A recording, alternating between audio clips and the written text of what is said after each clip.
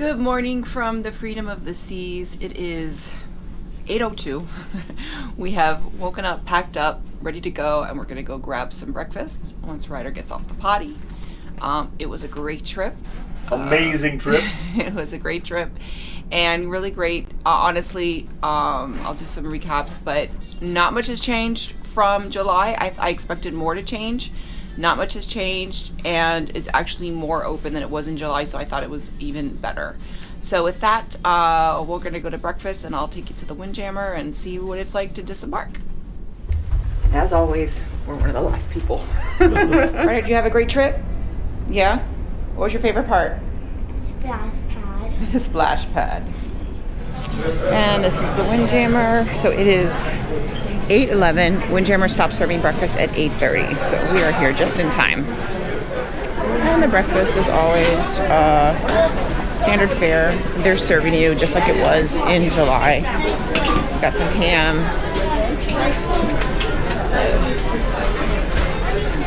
Hash browns, scrambled eggs, some scrambled eggs with cheese,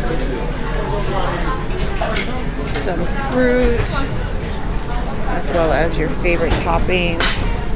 You have Greek pancakes, French toast, waffles over there, eggs over here, and then some pastry. So the standard fare. Ryder, I think your favorite part of a cruise is the cruise bacon. Is cruise bacon better than mommy's bacon at home? No hesitation. So as you can see, it is 8:42 and they are on room numbers 18 and 19. So these are all the numbers. We were called at 7:20. I think that was the time we woke up. And when you come in and out of the Windjammer, you have to scan in and scan out. That way they know the capacity. Disembarkation is on deck 4. That's where we're headed. And you gotta scan your SeaPass card before you get off. Okay. And that's it. Now we're off the ship. And it's a little chilly. Oh, it's nice. So we're off the ship. It is 9:03. So we left breakfast like at 8:42, went back to our room, picked up our luggage, came off the ship, and that all took 20 minutes. So really fast, great, no complaints there, really seamless. Okay, so I am back and now I'm gonna do a quick recap of some of my initial thoughts on our cruise. And just also to mention, we will be going, well, my husband and I will be going on back on the Freedom on February 7th. So if you have any specific questions and you happen to watch this video between now and then, we are going back on the Freedom on February 7th just for a 2-night couples only. It is actually our only true couples only trip that we've ever taken before since my son was born, and he's 6.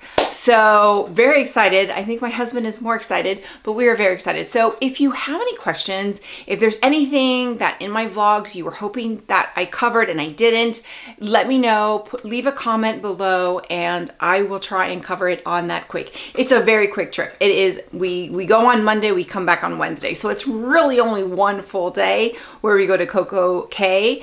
But again, it's a 2-night trip. Very excited. And actually our Royal Up just came through. So we have gotten upgraded to a grand suite. So let's talk about the health protocols. A few, I guess, weeks before our cruise, they strengthened the health protocols because of the Omicron surge. And they basically said, all indoor venues, you have to wear masks, even if it's vaccinated areas. Honestly, I didn't feel the difference from our July trip because I really didn't go to the vaccinated areas. And the only time I really noticed it was the casino, because the casino, I was able to take off my mask before in July. However, I really loved the no smoking. So I kind of didn't mind wearing a mask if there was no smoking. I did have a drink, so I was able to take off my mask for a little bit, and while I did drink my drink, and then I put my mask back on. I did wear my mask around my neck, so I did bring one of those kind of like sunglass or eyeglass holders that I've attached to a mask. And I highly recommend that, especially since you're going in and out. If you don't plan on wearing your mask when you're outdoors and you don't have to, I definitely recommend that. It's very easy, rather than, especially for women that don't always have pockets. It's very, very easy. That way you always have it and you don't forget it. So that I highly recommend. So, I think it was very, very simple. I didn't see a lot of people that weren't following the rules. I did see people wearing masks indoors. We wore them when we needed to, walking through the halls, etc. My son had to wear it in Adventure Ocean. But I didn't see people not following the rules. So it's minimal. You're on a cruise, you're outdoors a lot. So it is what it is. But it didn't bother me in July, and it didn't bother me on this cruise. So let's start with check-in. So in July, my son, it was pretty much the same concept where we pre-registered for his test. We went through a certain area. I showed my my test results and my vaccination card. And then when my son obviously is not vaccinated, we went through the area to test. All of that was the same. And that's in the video. Now, the only thing that was different was we didn't go upstairs. They have created a check-in area just off to the side of where the testing area is, which I thought was fantastic because we were able to check in. My son got his test. He got his test, got his little sticker, which he was very excited about. He actually had to give it back, and he didn't want to give it back. But we were able to just walk right over, check in. My husband was parking our car, so I had to tell him, because I had told him to go upstairs. So I had to tell him, text him, don't go upstairs, come downstairs and meet us, because he wasn't checking in with us. So we checked in, we sat down, he checked in, and literally it was 18 minutes from the moment that my son's nose was swabbed and I got the results in my email was 18 minutes. It was about 40 minutes, I believe, in July. 18 minutes. I mean, it was so fast. It was minimal. It was so seamless. And there was a lot more people testing. There was definitely a lot of kids on this sailing. There was a dance competition on this sailing. It was a long weekend. So there was definitely a lot of kids testing, but it was really seamless. So then once we got a card that said checked in, and you can see that on our day one video. So when we checked in, we got the card, and then once we got the email, then we went upstairs. We gave the card that said we had checked in, and then we had to go and just get cleared. My son had to get cleared with his test. So they looked up his test up there. So that was kind of the same, but instead is that you checked in downstairs, waited downstairs, and then once you got the results, then you went upstairs. Now on this sailing, they did have the check-in photo opportunity, which I was very excited about. They did not have that in July, but that was also the very first sailing, so totally understandable, but very excited that that was there. And also in regarding to any photos, anytime you took a professional photo, obviously you were able to take off your mask. Now I know that other cruise lines have, I think it's Disney Cruise Line has required that you keep your mask on when you're taking your photos, especially in this latest surge, but Royal Caribbean is still allowing you to take off your mask when you're taking the photos, which obviously I was very happy about.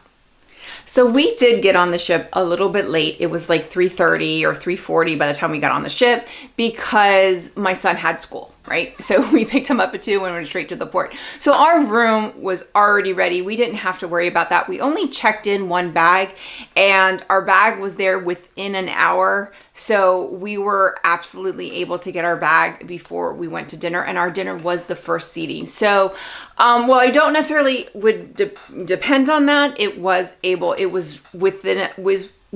our room within an hour. So, but our room, like I said, was ready because we didn't board the ship till almost 4. Now, as we were boarding the ship, if you watch the video, they sent us straight to our muster station, which was right off to, I think it was B15. It was right next to where you walked on. So it was right there. And that was because it was so late in the day. They wanted to make sure we were done. Typically you would go to your room, get your card and bring it back up, but they didn't do that. We went straight to the muster station. We did our check-in. It was like 2 minutes long, and they checked us in, and we told them, oh, we were on here in July. It was 2 minutes. It was done. It was super easy, very, very seamless, and I didn't have to get a sticker or anything. I know last time they did put a band on my son for the Adventure Ocean, but it was really, really easy.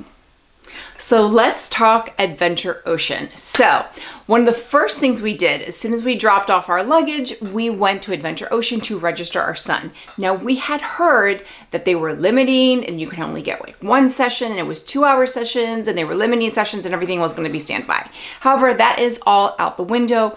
What we have heard is that fleet-wide, they have now adopted a first come, first served policy. And that was what we were told. They gave us the schedule. Now for the first night, the times were 8 to 10. However, every other day, and you can look back on that day one video where I show a picture of it. They start at 9 in the morning. They go to 5. And then there's a break between 5 and 7. And then they go from 7 to 10. And then anything after 10, I think they go to midnight, but you have to pay for that time. So the first night was 8 to 10, and we were fine with that. So we went to dinner, we registered, we went to dinner, and we got there 7:58 because we're like, okay, we're going to get there 7:58, and there was a line. So there was about 6 or 7 kids. It's hard to tell because there were parents with them as well, but there was a line, and we couldn't figure out. And basically they were taking one family in at a time, and what we found out was they had one person checking people in. Now the check-in process is 2 minutes long. You've registered, you go, you check in, you're saying, I'm leaving my kid, here's my CPass card, I'll be back, goodbye. That's it. However, they only had one person, and if you hadn't pre-registered, they were registering you there. And so I posted this. I am part of a Royal Caribbean's Moms at Sea. I think that's the group on Facebook. I'll post a link below. So any other moms are interested, I'll post the link below. So I posted that issue. I said, we're in line, and I posted a picture, I think, and I said, we're standing in line. We had plans to do something, and I said, it's a 2-hour session, and we're already in line for 25 minutes. This is a little ridiculous. So other mothers had started posting and saying, I had that issue on Oasis, I had that issue on this cruise line, on this ship. So it seems that since they've changed this policy, that seems to be the issue, that first or second night, families that haven't pre-registered or didn't register during that open house from 2 to 5 when you get on the ship, they were registering you there, which is fine. However, if you're going to do that, you have to have more than one person. You have to have 2 people checking people in to make sure. And if you're only going to have one person, then priority needs to be done to the families that took the time to register, to pre-register, who took the time when they boarded the ship to get on. And that's my personal opinion, but it took exactly a half an hour to register, to get my son in. Now, once we got in, 2 minutes. It was like, here's our CPass card. They say on our CPass card, we were done. So I have sent, I put that in. There's a survey after for Royal Caribbean, and then I did send an email. And I basically said, that's an issue where families that have taken the time when you board the ship, there's so much to do. You want to go to the pool, you want to explore the ship. But, families that have taken the time to go and pre-register, ask the necessary questions, because there was one family that took about, I want to say 15 minutes. It was one family with 2 kids, and you could tell that they were just asking a lot of questions. And now a lot of the other families that were in front of us were pre-registered, so they went in, checked in, 2 minutes, we were done. So they were registering 2 families, and that's what took the majority of the time. The rest of the kids were pre-registered. So it was just very frustrating. So if they're going to have, if they're only going to have one person, then I think priority needs to be done for those families who have taken the time to go during the day and pre-register. And then, you know, it is what it is. However, and if you aren't, then there needs to be two people, and one person needs to be taking all the people that are pre-registered, and then the other person can take everybody else, you know? So I think that's where it needs to just be really thought out, because I will say, it was pretty chilly that night. It was about 68 degrees. It was cold. And I even wore like a turtleneck dress with boots. And that hallway had no circulation. It was so hot. I mean, I was sweating. And I looked at my husband and I said, if I'm going to get COVID on this ship, it's going to be right now. Because we were there for half an hour, no one was social distancing, and there was just no circulation. It was just, it's a hallway. It's not meant for people to linger. And it was just so hot. So that's where I think that was really my biggest issue for on the trip. That was really my only issue on the trip, was I think that needs to be rethought out. And it seems to be an issue on other ships. Somebody on the Oasis said, you know, on the third day, they went to drop off their kid and they had to wait 20 minutes because somebody was dropping off their child. They hadn't registered at all. And it was like the third day of their cruise. It was a week-long cruise. And the person just had a lot of questions, and there was one person. And that's just not acceptable, in my opinion, especially when you're doing a 2-hour session and it took me 30 minutes to drop off my son. That's 25%. So that was my only issue with Adventure Ocean. That needs to be rethought out. Now, with that said, my son had an amazing time at Adventure Ocean. I think that night was the night he had like a pirate bandana. He had colored it. He had an amazing time. The day that we were in Nassau, we had never planned to go into Nassau. And we dropped him off at the Adventure Ocean earlier in the morning. It was kind of cold, so we were going to go to the splash pad later in the day. And we dropped him off, I want to say around 11.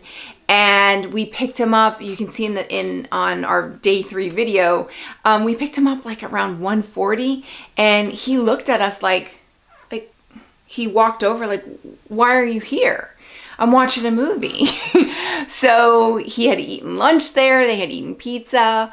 And he didn't want to get picked up. He's like, I want to finish the movie. So we went and explored the ship and went and picked him up 20 minutes later so he could watch the rest of the movie. He loved Adventure Ocean. So the people were fantastic. There was the day that we went to CocoCay. He was really tired because he didn't nap. We napped, but he didn't nap. And there was something with a Nintendo Switch, and he wanted to play the Nintendo Switch, but there was other kids playing it. And he's only 6, so he probably doesn't really know how to play it. So when we picked him up, he started crying. I kind of show that in the video, and I talk about it a little bit. But that was nothing to do with the staff there. The staff was fantastic. They were like, they even said, there was something with the game, and, you know, and he's 6, you know, he's the youngest, he's younger, and there's older kids. So I think that was it. And then also, like I said, he was really, really tired, but he got over it really fast, and he kept wanting to go back. So it wasn't like he didn't want to go back. So that was just, you know, being a 6-year-old, being tired, but he had an amazing time. They workshop. He loved being in the workshop. He got to color and he got to do some arts and crafts.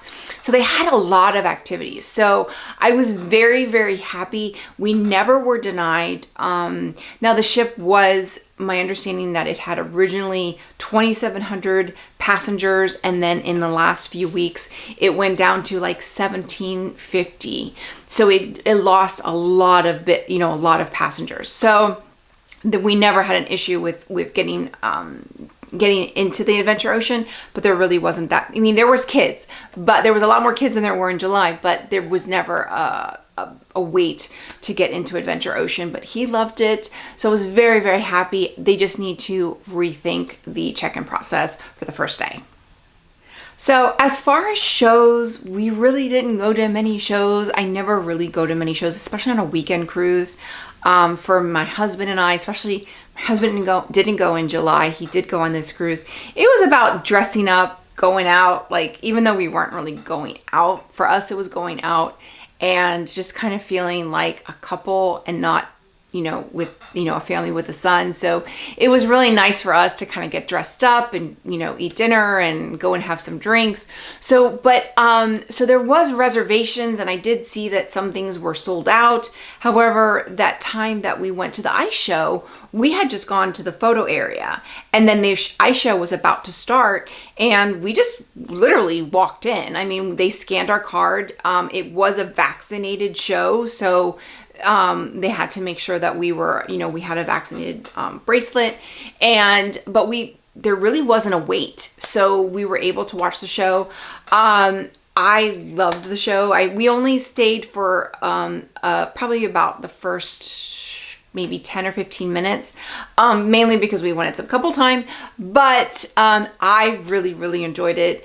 I've kind of mentioned my son and I are taking ice skating lessons, so I really appreciated it. My husband probably didn't really want to, watch it, but I really liked it, and they are so, so talented. So if you, the parts that we watched was really, really good. I would try and reserve times if you can, but if you can't get a time and you really want to see the show, I wouldn't worry about trying to go and get there, because I think you can go ahead and get there. Now, as far as ice skating on the ship, that was something I wanted to do. I had researched it before, but then found that most of the open skate times were at 6 p.m. in the evening, or between like 6 and 7. I think you can reserve like 20-minute sessions, and it was like between 6 and 7, which was our dinner. Our dinner was 5:30. We tended to get there late. So the ice skating times were our dinner time. So I didn't even bring my ice skates because of that. I researched that before. So if you are looking to possibly ice skate on the ship, on specifically the Freedom of the Seas, just know that the times that they do have the open skating is at night. And if you have the first seating, it's going to conflict with the ice skating times. CocoCay, amazing as always. Now, we did something we'd never really done before. So we had originally booked the thrill park, but we were unsure because of the weather. We looked before that it was going to be kind of chilly for us. We're from South Florida. And it was. When we got off the ship, you can see it was like 11 o'clock and it was still pretty chilly. So what we did is we canceled our thrill park reservations literally the last day before we could, like 3 days before we sailed. And then I reserved a beach bed. The prices were normally $199. They had gone down to $149. So we got a beach bed on Chill Island. So there's Chill Island and there's Breezy Bay, both on Chill Island, but we got the one on Chill Island. We loved it. Like, it was now you don't need it. You absolutely do not need it. There are chairs, and especially with limited capacity, we had 2 ships in port. There were plenty of chairs. However, having a bed on a beach was fantastic. We had 2 floating mats. My son used one, and then I actually just lent. There was a girl that asked me, "Oh, how much was that, and how did you get that?" And I said, "We have 2. You can borrow it." So she borrowed ours for about an hour, and then brought it back to us. So we didn't even need it. Like, we never used it. We did bring sand toys, which my son really enjoyed, but you can buy sand toys there. So if you have kids, but the bed was just amazing. Like, we literally took a nap. Like, we thought we weren't going to be at CocoCay for very long. We thought we'd be back on the ship by like 3. We were one of the last people back on the ship. Like, we had to get back to our room, shower, get ready, and get to dinner, and we were late. We were late. So it was amazing. Like, I thought it was just amazing. It was perfect. Now, the one on Chill Island is not very close to the food, so we did go and eat at Chill Grill and eat there rather than bring our food back. That's the only thing. And then bartenders, they said that there's usually bartenders that come and serve you, and it's not included, but you can get served. However, she's told me when we checked in, she's like, "Look, I work at the jet ski and I'm here today because we're short staffed." So she says, "I don't know if there's going to be a bartender," and we never saw a bartender, and that was fine. Like, we really weren't planning on drinking. Now, with that said, there is a cooler that has 4 cans of spring water, and which was great. We did use those, and you have the 2 loungers, the bed, and then the 2 floating mats. You can bring. I asked this question. You can. I was never told you can't do this. I was told I don't see why not. So I was never told you can't do this. Was that you could either bring one of the bottles of wine, or if you bring a bottle of sparkling wine, you could probably bring that to your beach bed and put it in the cooler. So that was kind of one of those things I was like, man, I wish I had brought like a bottle of sparkling wine to put in the cooler to drink, while we're here. And especially one that, you're allowed to per sailing. We had brought 1 bottle of wine, so we didn't have anything to bring. But that was one thing where I was like, man, I kind of wish I had like a bottle of sparkling wine so that I could have it.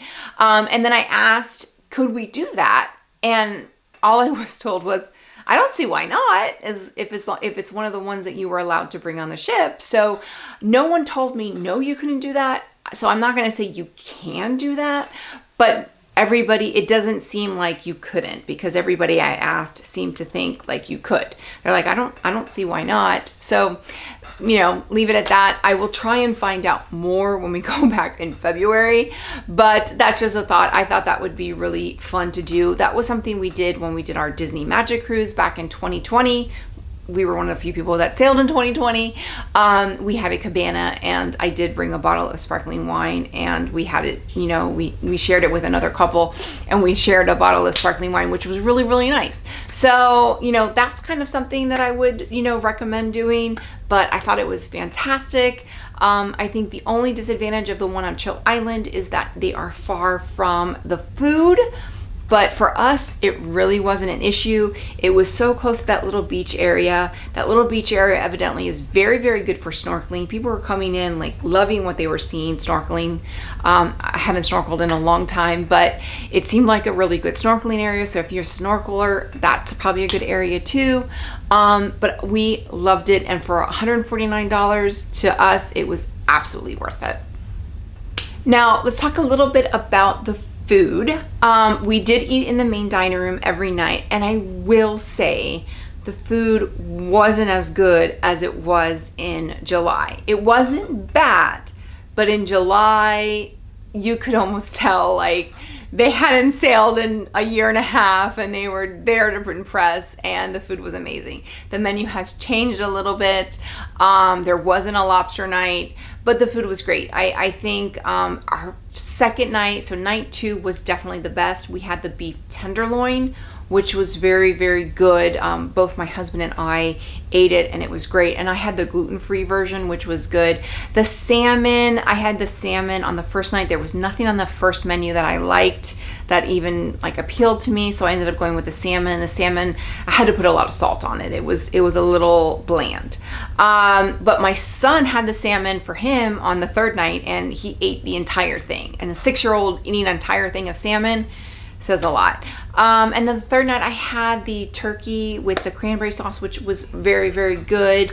But again, it was nothing to write home about.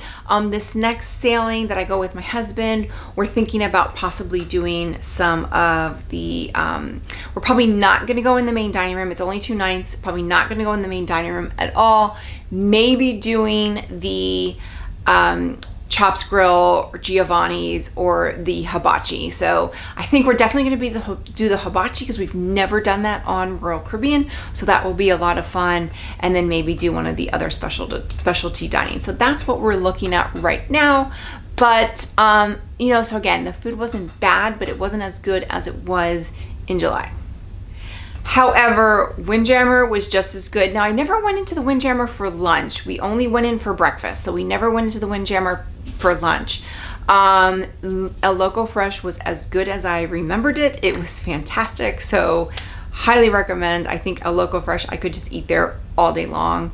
And then Sorrento's and the Cafe Promenade were fantastic. So Cafe Promenade had a lot of gluten-free sandwiches. So I was able to get a gluten-free sandwich each night, kind of for like a midnight snack, which was great. They also had a lot of gluten-free desserts, which was great. I actually kind of preferred the gluten-free desserts at Cafe Promenade than I did at the ones in the main dining room. The night 2, I had a really good dessert, but the other 2 nights, I really preferred the one in Cafe Promenade. So if you have allergies, you may want to check Cafe Promenade, but I thought they were great. And then my husband and son love the pizza at Sorrento's. Like my son is very, very picky at pizza. Like there's only certain pizzas like he likes, and he loved the pizza. He loved it. So very, very happy with that. So the food was really, really, really great in the other venues. And, you know, again, I think all encompassing, the food was really, really great. Just in the main dining room, it was a little better in July. Now we did do the photo package. We did the 50 print photos. We got 53 prints. So we got our money's worth. It was cheaper to do the 50 prints beforehand than to buy like 10 or 20 prints on the ship. So definitely, if you're thinking of buying any photos, buy them before. We did also get 2 8x10s because we are diamond, so that was part of our perks. But we got our 53. Now you do have to go and make sure you give them all your information so that they email you once you get back. There were a couple people that were in the group. They're like, oh, how do I get my pictures after we were already back? So make sure you stop by the photo spot, you know, I think before 11 p.m. the night before you leave, to make sure, even if you've registered for the prints, that you register and get them your information so that you can get your prints to your email when you get home. So I want to talk a little bit about pre-boarding testing. So I talked about the testing that my son had to do because he's unvaccinated. However, I do belong to the Facebook groups. I do that for all of my cruises, and I did that for this cruise. And this particular cruise, there was several people that had taken that had unvaccinated kids that needed to get a PCR test, and they took a regular PCR test. Now you have to take it 3 days before. So for us, it was we set sail on the 14th. It was the 11th. They took a test on the 11th, and on the 13th, they still didn't have the results. And because of the surge, people were getting the results a lot later. So there were people that were scrambling, getting to Miami, scrambling, saying, I need to find a place to do a rapid PCR. So you can easily get a rapid antigen, but a rapid PCR is somewhat challenging, especially at certain times. So if you have, and I think this goes for either, you know, but if you're going to take a PCR test, make sure you take a rapid. If you have to travel far or do whatever you need to do in your hometown to get the rapid PCR, get the rapid PCR, because it's just going to save you a lot of hassle. There was one family that they had 3 kids, all unvaccinated, and they had to spend $600 to get a rapid PCR for each of them, because they were at the point where we had to spend $600 because we were going to lose the cruise. Because if you don't board the cruise because you just didn't get the test, you're out the money. If you test positive, then Royal Caribbean, you know, will reimburse you or refund you. But if you just don't take your test or you don't have your results and it's your fault, they don't reimburse you. At least that's my understanding. So they spent $600 to get rapid PCRs for all their kids. And, you know, they were scrambling, and in the group, they posted that they didn't get the results for the PCR that they took on January 11th until January 15th while we were on CocoCay. So if you have, I think this goes for either. If you need to take a PCR, make sure you get a rapid PCR. Walgreens does have a rapid PCR. I think it's called ID Now. That's what we took. We all took it. We did get the ones from Royal Caribbean. Now, that's another thing. We did order the ones from Royal Caribbean for my husband and I.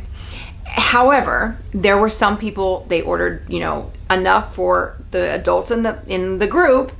However, some of the tests were defective. There was one that didn't have any liquid. There was one that didn't have a swab. And while they were able to get their money back for the test, they still don't have a test. So now they were scrambling because they opened the test and they realized, oh, this test is defective. And now I don't have a test to go. So there was a lot of people doing that. So I would say always have a backup plan. For us, we used the home test as our backup plan. We did order 2. We have those as our backup plan. And we may use those probably in February, but have a backup plan. And I would say more, if you can, go somewhere that has a rapid PCR, because that's going to be your best bet. And finally, disembarkation. It was seamless. We were group 3. I have no idea how we ended up in group 3, but we were group 3. We woke up, I want to say I woke up at 7, and we had checked in one bag, but my husband hadn't even started to pack. So we went and got breakfast. Now breakfast is served in the Windjammer from 6 to 8:30. I think we got to the Windjammer around 8. Our group had long been called. So we got to the Windjammer around like 8, and you can look at the video. I mean, it's right before here, but you'll see the time. I think we left breakfast like at 8:40, and they were still calling numbers, so we weren't like last on the ship. There were still people walking in. People were walking into the Windjammer at 8:30. We did pack up everything, and we had everything at the front of the door, but we did leave our luggage in our room. We went to our stateroom attendant. We asked, can we leave our luggage in the room? We said, look, if you need to start making up the room, go ahead. And he said, no problem. So we were able to leave. Like, we had a carry-on, and like my son's actually 2 carry-ons. So we were able to leave them by the door and get breakfast and then come back down, and then we just grabbed them and left. So we didn't have to bring our luggage to the Windjammer, which was nice.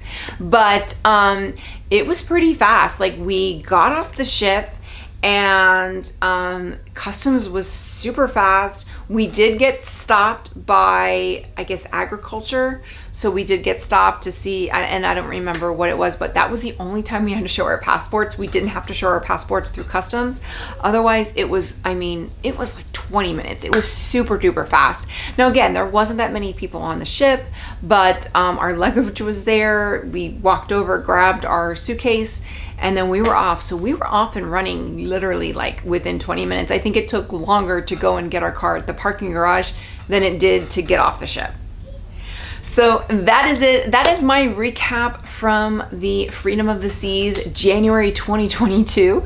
So again, we are back on the ship in 2 weeks. So if you have questions, please leave them in the comments below. If there's any, staterooms or anything you want to see, any areas or anything I did not cover that you would like to see, we will be boarding on February 7th. Let me know in the comments below. I will try and do that. I am trying to get access to a couple staterooms that I haven't seen videos on YouTube. I tried this sailing, I wasn't able to. I'm gonna try again this next sailing and see if I can get them, specifically the spacious ocean views on the 12th deck in the aft that were added in 2020.